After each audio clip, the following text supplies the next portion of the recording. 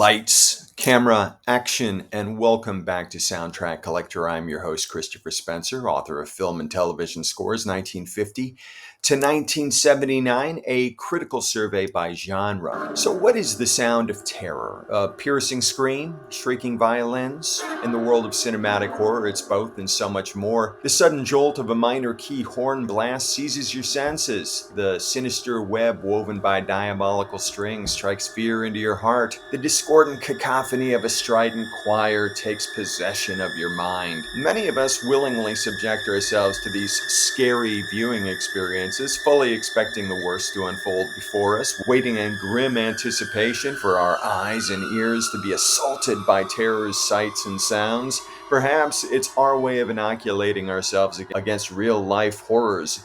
Or maybe we're simply drawn to the thrill. Regardless of the reason, horror films possess undeniable allure, and much of their fiendish power stems from their soundtracks. An effective horror score is a master manipulator. It tells us to brace for a sudden startle, then reinforces the shock on impact. Sometimes it employs this tactic teasingly, letting moments pass without incident so the audience fidgets and chortles nervously, awaiting the next fearful encounter. From Franz Waxman's groundbreaking work in the 1930s to modern masterpieces pushing sonic boundaries, let's start with Bride of Frankenstein, 1935. Franz Waxman's score for Bride of Frankenstein remains the gold standard for monster movie music. At just 29 years old, Waxman faced a small orchestra and tight budget, but he got creative, adding an organ for weight and employing a whole tone scale to create that supernatural, uneasy feeling. He practically pioneered the use of string tremolos in horror, those nervous, shivering violins that became a genre staple. The score is built around brilliant leitmotifs, a gentle three-note theme for the bride capturing tragic femininity, and a bombastic five-note motif for the monster symbolizing brute force. Waxman masterfully juggles tone, horrifying dissonant bursts for the monster's rage, elegant minuets for Mary Shelley's prologue, and heart-achingly emotional music that makes you sympathize with Boris Karloff's creation. In the explosive finale, all themes collide as the lab goes up in flames.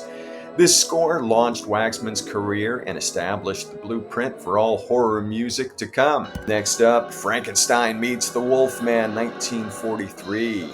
Hans J. Salter and Frank Skinner perfected Universal's distinctive horror sound with this classic monster mashup. The score brilliantly balances atmosphere with emotion. A poignant funeral march underscores villagers carrying a dead girl, while unsettling chromatic strings signal the Wolfman's transformation under moonlight. When Talbot sees the full moon and despairs, swelling strings communicate his torment without words. The composers weren't afraid of Mickey Mousing, musically accenting on-screen action, which was common then, but incredibly effective. Bold, brassy action music drives the monster fights, while tense underscores accompany the townspeople's hunt. The music was so successful that rival studios reportedly studied Universal's horror scores to crack their secret. This lush, dramatic approach set the template for horror scoring that lasted decades. Jumping ahead to 1957, The Curse of Frankenstein. James Bernard launched Hammer Films' horror empire with this intense gothic score that defined the studio's musical soul. His style featured clashing harmonies, bold brass, and sweeping strings that cry out with menace. The main titles roar with a thunderous motif signaling grand guignol terror, while sharp orchestral stingers punctuate the creature's appearances. Bernard sometimes musically spelled character names in his themes and employed a heavy, doom-laden three-note motif for Frankenstein's monster. Beyond jump scares, the score builds a brooding undercurrent that perfectly underlines the macabre atmosphere of Victor's experiments. This was as impactful as the film's lurid shocks. Audiences hadn't heard horror music quite like this. Bernard's aggressive, dark fantasy approach became Hammer's musical hallmark for years to come. Bernard returned for Dracula in 1958. This masterwork gave the world one of cinema's most memorable character themes, an ominous three-note phrase following the syllables Dracula. Every time this motif crashes in, usually blared by horns with swirling strings, and it heralds the Count's presence with musical dread. This simple yet ingenious theme became internationally recognized as Dracula's signature. The rest is pure Gothic adventure, sweeping romantic passages for doomed lovers, eerie music, Bach's lullabies, building tension, and frantic operatic action music during vampire attacks. Bernard matched Hammer's new explicitness with thunderously emotional music, unafraid of melodrama. His pounding rhythms, clashing harmonies, and shrieking strings drive home supernatural intensity, while moments of dark beauty like the mournful motif for Dracula's loneliness elevate the material. This score set the standard for vampire films and became synonymous with Hammer's monsters as the creatures themselves. Now, we can't talk about Frankenstein and Dracula without mentioning The Mummy, 1959. Here, Franz Reisenstein's debut film score swings for the fences with a lush, romantic approach that gives The Mummy an old-fashioned adventure quality tinged with tragedy. His principal theme doubles as a love theme, reflecting Karis's ancient love for Princess Anaka. This rich lyrical melody occurs throughout, sometimes gentle and longing on strings, other times grand and assertive, always underscoring undying affection. When the mummy rampages, Reisenstein unleashes rasping brass fanfares and driving rhythmic strings. In one standout scene, the mummy bursts through a door, the score explodes with chaotic brass over frantic strings and a wildly rattling xylophone. Yet the music cuts to silence when needed, letting the love theme creep back softly to humanize the monster. Reisenstein's firmly symphonic, melodic style connects emotionally with audiences, giving the mummy vibrant energy and genuine heart, balancing horror, action, and tragic romance in one memorable package. 1960 gave us Psycho. Bernard Herrmann revolutionized horror music with his innovative all-string score for Psycho. He limited the orchestra to strings only, creating what he called a black and white sound to match Hitchcock's stark visuals. The soundtrack starts almost soothing, but as tension mounts, the music escalates to a frenzy, peaking in the infamous shower scene with shrieking staccato violin stabs. Those piercing string attacks in The Murder became one of cinema's most identifiable musical moments. Herrmann's bold approach, turning a simple string ensemble into a source of terror, forever changed suspense scoring. He proved that music could be a knife-edged tool for fear, inspiring countless composers to follow his revolutionary path and establishing new vocabulary for psychological horror. Rosemary's Baby, 1968, Polish jazz pianist Krzysztof Komeda created a score as subtly sinister as Roman Polanski's film. His jazz background infused the soundtrack with a distinctive flavor and deceptively gentle touch. The famous lullaby theme, sung by Mia Farrow in a delicate, whispery voice over a music box-like accompaniment, sounds like a sweet bedtime song, but given Rosemary's situation, becomes incredibly eerie. Komeda's dreamlike harpsichords and ethereal strings add to the feeling that innocence is being corrupted. As the horror deepens, he introduces more dissonance and tension, but never breaks the subtle tone. Jazzy chord progressions and softly brushed drums ground the story in off-kilter normalcy, while that recurring lullaby reminds us of unnatural evil brewing beneath. The genius lies in restraint, heightening psychological tension, not with bombast, but with a gentle melody turned into a harbinger of doom. The Exorcist, 1973. Instead of a traditional score, The Exorcist deploys an eclectic mix of pre-existing music that proved eerily effective. Most famous is Mike Oldfield's Tubular Bells, a haunting chiming piano and organ motif chosen for its innocent yet ominous vibe. That simple, lilting theme became iconic horror music, with Oldfield jokingly calling himself the godfather of scary movie music. Director William Friedkin pioneered using avant-garde classical pieces, layering in dissonant compositions by Krzysztof Penderecki and others as unsettling sonic textures. These jarring string clusters and experimental sounds, placed almost as sound design, added subliminal dread. This approach, combining catchy prog rock with shrieking avant-garde music, gave The Exorcist its unique, spine-chilling atmosphere. It influenced many horror scores to come, including Kubrick's later use of Penderecki and The Shining. Next up, Jaws, 1975. John Williams' Jaws score is a masterclass in minimalist terror. The main theme consists of just two repeating notes, an ominous EF-EF pattern, and low cellos and basses, orchestrated into one of the film's most tension-filled cues. As they accelerate, they evoke the relentless approach of the great white shark. Williams described his rumbling, repetitive theme as grinding away at you, just as a shark would, instinctual, relentless, unstoppable. That simple motif rises and falls in volume, keeping audiences on edge and dreading what lies beneath. It's incredible how such sparse musical ideas became so iconic.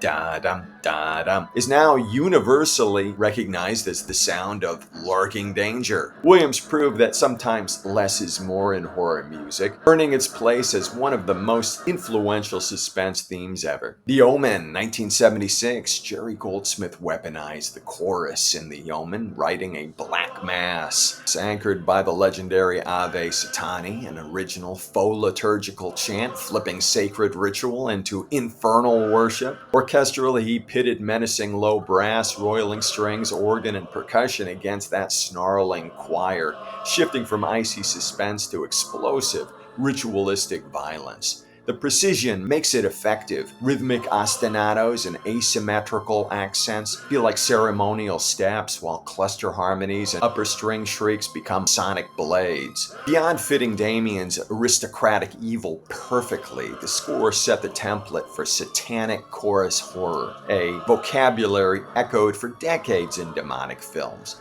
This earned Goldsmith his only competitive Academy Award for Best Original Score, cementing the idea that horror music could be both high art and hair-raising. Suspiria, 1977. The fittingly named Italian prog rock band Goblin created a soundtrack as surreal and nightmarish as Dario Argento's vivid visuals. Their toolkit included thunderous moog synthesizers, distorted guitars, bouzouki, ethnic drums like tablas, and whispered voices with howling chants. The main theme starts like a twisted lullaby on Celesta, but layers in banshee-like vocalizations and irregular percussion. This blend of delicate melody with avant-garde rock instrumentation immediately puts listeners off balance. Argento wanted music that made audiences feel like they had fallen under a witch's spell, and Goblin delivered. The music swirls and screeches in psychedelic fashion. It's avant-garde experimental prog rock at its finest, not the sound normally associated with horror at the time. The result enhances the film's phantasmagoric atmosphere, with Goblin's bold fusion becoming another character that seeps into your mind like a bad dream. Before we continue, I have honorable mentions for Goblin, including their scores for Deep Red in 1975 and Zombie Dawn of the Dead from 1978. If you want to know more about those and other fantastic Italian horror and suspense scores, you should check out my earlier video on giallo thriller scores. Find the link below. Now, Halloween, 1978. John Carpenter's Halloween score is as legendary as the film. Impressive since he created it himself on a shoestring budget. In a DIY effort completed in just days, he wrote and performed a lean, synth-driven soundtrack that became the slasher movie blueprint. The main theme is unforgettable, a looping piano melody and 5/4 time set against a cold metronomic electronic beat. This deceptively simple piano riff instills immediate anxiety. It feels like an inescapable ticking clock. Carpenter knew when to be sparse and when to jolt audiences, employing a less is more approach with that tense ostinato, then shocking with jarring keyboard stabs for big scares. His use of early analog synthesizers and simple melodies was hugely influential, demonstrating that creepy atmosphere could be achieved with minimal resources and maximum creativity. That eerie synth piano loop remains instantly associated with masked boogeymen and October nights. The Amityville Horror, 1979. Lalo Schifrin takes the opposite route from blunt force terror, seducing with a creepy lullaby, a waltz-like theme for children's voices, piano, harp, and strings that sounds tender before curdling as the house's malevolence seeps in. Around that fragile melody, he threads atonal string textures, eerie woodwind colors, tolling bells, and sudden dynamic shocks. The design is smartly psychological. The innocent tune becomes the film's taunt, suggesting the home itself is humming you to sleep. Coming after his infamous Exorcist rejection, this score shows Schifrin's mood control, jazz-honed harmonic savvy meeting modernist unease. It helped codify the haunted house palette, music box delicacy, childlike vocals, and quietly invasive orchestral dread. The Oscar-nominated score's creepy lullaby DNA echoes through later supernatural films that make innocence sound perilous. As you can tell, the 70s was a great time for horror, and I got one more for you. Alien from '79. Jerry Goldsmith's Alien score proves that in space, everyone can hear you scream through music. This ominous, tension-filled orchestral work perfectly mirrors the film's blend of science fiction awe and claustrophobic horror. Goldsmith starts with sparse, eerie arrangements, lonely trumpets echoing into the void, mysteriously fluttering woodwinds establishing the vast, cold setting of space. As the story darkens, the music becomes more menacing and textural. Low strings rumble and high strings squeal in dissonance, while unusual percussion and echoing tones suggest the alien, otherworldly quality of the xenomorph. Despite editors using only portions of his intended continuous score, Goldsmith's work shines as one of his best, especially in the chest burster scene where the orchestra explodes in shock with the audience. The soundtrack's bleak, hostile feel tremendously enhances on-screen terror, creating a masterful exercise in sustained dread. The Shining, 1980. Stanley Kubrick's The Shining uses music unconventionally yet chillingly, rather than a single composer's original score. Kubrick pulled a Kubrick, curating a sonic collage of existing pieces augmented by Wendy Carlos and Rachel Elkins' original cues. The film opens with Carlos' eerie synthesized Dies Irae adaptation, but the soundtrack primarily draws from modern classical music. Kubrick assembled an unsettling playlist of avant-garde compositions by Penderecki, Ligeti, and Bartok to underscore the Torrance family's descent into madness.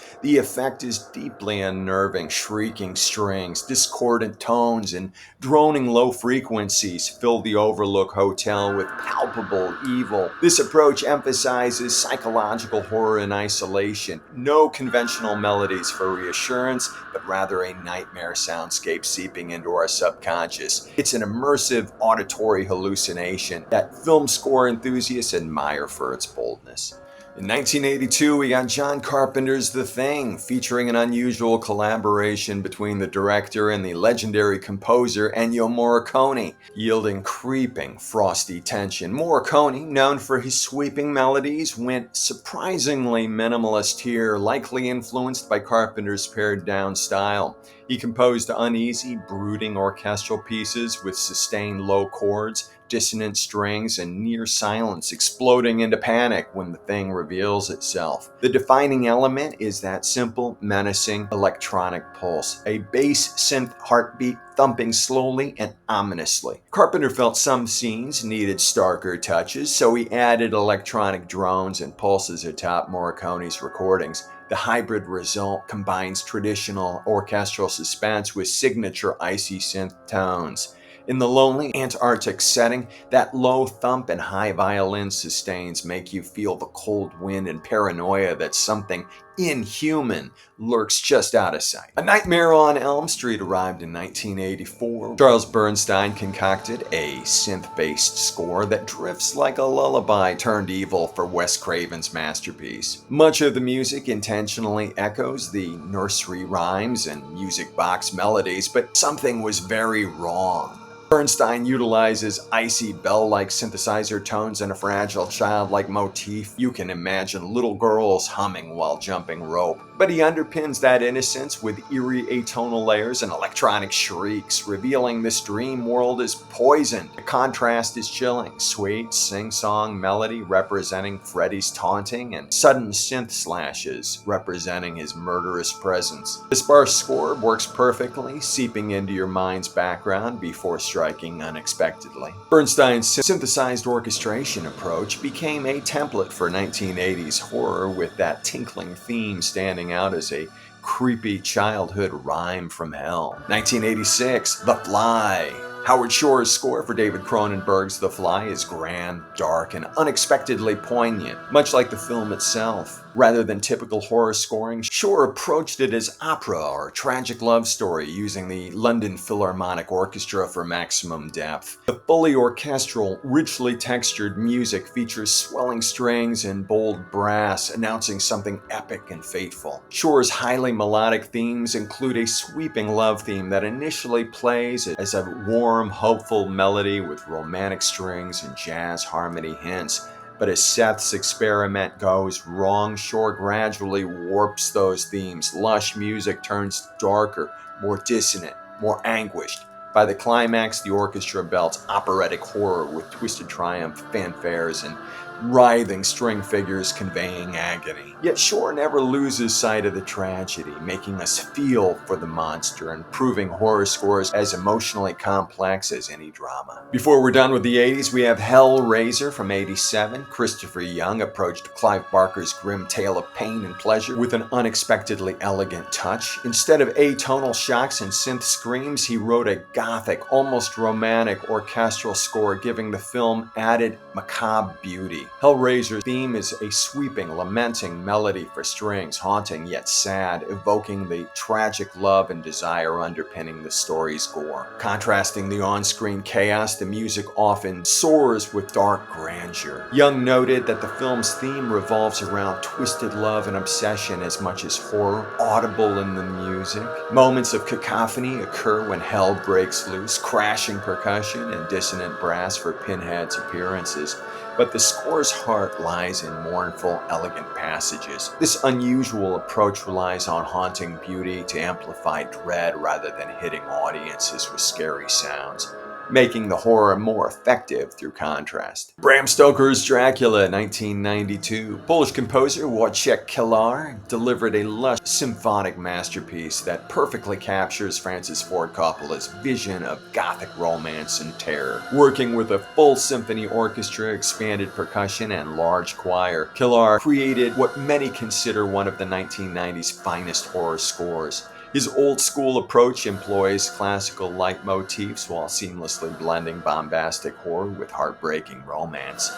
The score revolves around four primary themes: Dracula's grim funeral march with pounding drums and choral outbursts expressing his tormented duality, a luminous love theme featuring sensuous flutes, harp, and romantic strings that grows increasingly melancholic, a martial hunter's motif with snare drums and brass and choral storm cues representing supernatural menace. The choral writing employs Latin phrases and religious chants, enhancing the film's mythic atmosphere. Standout cues include The Brides with its warped erotic waltz, and Love Remembered, which reaches exquisite romantic lyricism. Kilar's score moves effortlessly between tragic yearning and explosive terror, proving that horror music can achieve both high art and emotional devastation. Jumping into the 21st century with 28 Days Later in 2002, John Murphy's score for Danny Boyle's zombie apocalypse masterpiece redefined horror music for the new millennium. Blending post-rock, ambient, and minimalist elements, Murphy created a sonic landscape that captures both intimate dread and apocalyptic grandeur. His approach balances quiet, atmospheric tension building with explosive emotional releases that mirror the film's sudden bursts of violence. The score's crown jewel, however, is In the House in a Heartbeat, which begins with a haunting arpeggiated guitar pattern and gradually builds through layered distorted guitars, synths, and pounding percussion into a cathartic crescendo. This track alone is credited with reinventing horror scoring for a new generation, bringing post-rock sensibilities to genre filmmaking. Murphy's cues expertly enhance key chase sequences and ambush scenes, combining atmospheric dread with violent, emotionally charged climaxes. While the soundtrack album includes pieces by Brian Eno, Grandaddy, and Blue States, Murphy's instrumental work provides the haunting backbone for the film's sonic identity, proving that horror music could embrace both intimacy and epic scale. From the same year, we got Hollywood's remake of The Ring. Hans Zimmer and Henning Lohner crafted a chilling modern score that emphasizes psychological horror over traditional scares. Their approach relies on icy spare piano, experimental string textures, including glissandi and pressure effects, and subtle electronic manipulation to create an atmosphere of supernatural unease. The composers employ prepared piano and delicate music box figures that have become synonymous with the film's haunting imagery. The score's genius lies in its restraint. Zimmer uses surprising silences, dynamic shifts, and careful balance of organic and processed sounds to build paranormal dread. Dissonant electronics and echoing sound effects play directly into the film's supernatural themes, while stark arrangements amplify feelings of isolation and ghostly menace. Rather than overwhelming the audience, the music seeps into your subconscious, making every quiet moment feel loaded with potential terror. This spare, modern approach influenced a generation of horror composers, proving that sometimes the most effective scares come not from what you hear, but from what you don't. Jumping ahead to 2013, Under the Skin, Michael Levy builds a truly non-human sound world. Close-mic'd strings smeared with glissandi and microtonal shivers, rubbed and scraped rather than played, then warped with processing until they twitch like nervous systems. A seduction motif, icy, almost lullaby simple, keeps her turning, each time more detuned and insectile, mirroring the predator learning to mimic empathy. Levy employs techniques like sul ponticello, col legno, and queasy cluster writing, so timbre itself tells the story. Percussion is mostly implied through pulsing bow pressure and body-level throbs. The result isn't jump scare music, but slow hypnosis turning familiar orchestral colors alien. It's one of the decade's most influential horror scores, a blueprint for biological, texture-driven writing that later films borrow when they want dread to feel bodily, not just cinematic. In 2014, we got It Follows by Disasterpiece. Rich Vreeland channels John Carpenter-era synth horror DNA, then corrupts it with modern edges. The palette is deliberately retro, detuned saws, glassy pads, brittle arps, yet production leans contemporary with overdriven transients, bit grit, sudden hard cuts, and lurching swells behaving like sonic jump scares. Themes toggle between adolescent melancholy and terminal dread, tender, almost home movie nostalgia clouded by queasy harmonies and bass stalking and half steps. Crucially, cues aren't wall-to-wall. Stretches of negative space make each synth stab feel like a hand on the shoulder. This score helped kickstart the mid-2010s wave of prestige indie horror embracing characterful synths, proving you can evoke suburban timelessness and pit-of-the-stomach terror with the same minimal toolkit. For Annihilation in 2018, Ben Salisbury and Jeff Barrow of Portishead fame start pastoral, acoustic guitar figures, open harmony, scientific calm, then refract everything through the shimmer until music mutates alongside the landscape. Acoustic timbres are sampled, stretched, and relayered. Tones phase against themselves. Simple motifs get prismed into alien chords. By the lighthouse climax, the score becomes an uncanny organism, pulsing low frequencies of metallic timbres and self-replicating patterns, feeling less composed than grown. You hear Portishead's textural savvy in the production. Space, grain, patient escalation, while thematic design connects back to the human expedition, so transformation registers emotionally. As cosmic eco-horror, it's a modern touchstone, teach how to evolve scores from folk warmth to post-human awe without breaking psychological continuity. Also from 2018 is Hereditary. Despite a reputation for haunting strings, Colin Stetson's terror largely blooms from low woodwinds. Bass saxophone, contrabass, clarinet, pushed with extended techniques to create living, groaning sound architecture. He folds in voices and faint strings like mold creeping along wallpaper, letting harmonics sing while sub-bass thrums like buried ritual. The music's great trick is grief, long, unresolving tones and clusters feeling like held breath, then sudden surges that don't hit so much as overwhelm. By the finale, half-noticed motifs coalesce into a dreadful ceremonial clarity, turning the house's claustrophobia into liturgy. It's become a cultural touchpoint for reframing prestige horror scoring. Less melody, more physiology, terror as pressure, resonance, and the dreadful logic of inevitability. And I have one more for you, this one from 2020, The Invisible Man. Benjamin Wallfish weaponizes dynamic contrast and sub-bass to make absence terrifying. Much of the score sits on a knife edge of near silence. Thin string harmonics, anxious ostinati, distant electronics. So when the invisible antagonist asserts himself, music detonates with brutal low-frequency synth impacts and serrated noise. Two worlds emerge: Cecilia's fragile, human space with trembling strings and tentative piano tones, and the Predator's technological signature of unyielding synth blocks and chest-thumping LFE. The jumps aren't cheap. They're engineered through negative space, then overwhelming presence, mirroring gaslighting as audio strategy.